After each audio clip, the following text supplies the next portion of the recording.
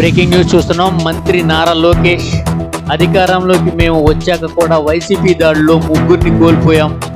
CM Chandrababu గారు ఆదేశాలతో మేము చాలా సంయమనం పాటిస్తున్నామంటూ శాంతి భద్రతలకు విఘాతం కలిగించకూడదనే మౌనంగా ఉంటున్నామంటూ నారా లోకేష్ వ్యాఖ్యానించారు. మైనారిటీ సోదరుని వైకాపా నాయకుడు చంపాడు, బ్యాట్ బట్టన్ కొట్టి చంపేశాడు. వాళ్ళు మా కార్యకర్తలు చంపి ఇప్పుడు ఏమో ప్రశ్న అడుగుతున్నారు. ఈ రోజు కూడా తాడిపత్రులు మా కార్యకర్తను చంపేశారు.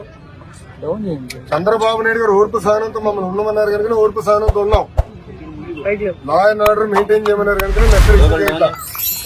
మంగళగిరిలో కూడా లా అండ్ ఆర్డర్ ఉండాలి, నేను ఇష్యూ చేయట్లా.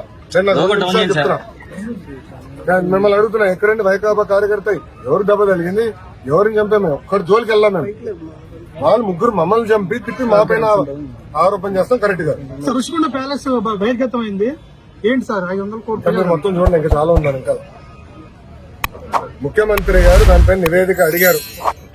ఎంత ఖర్చు అయింది, దేనికి ఖర్చు పెట్టారు, మొత్తం డీటెయిల్స్ అడిగారు. ఇంకా రావాల్సిన అవసరం ఉంది. ఇదే కాదు, ఇలా చాలా కట్టినట్టున్నారు. అన్ని వివరాలు వచ్చిన తర్వాత ప్రజల ముందర పెడతాం. వాళ్ళ ఇంట్లో కూడా ఫర్నిచర్ 46 కోట్లు ఉంటుందండి. మరి కోడలి శివప్రసాద్ అదే కేసులో ఆత్మహత్య చేసుకున్నారు. అదంతా అధికారులు వాళ్ళ ప్రాసెస్ వాళ్ళు ఫాలో చేసుకుంటారు.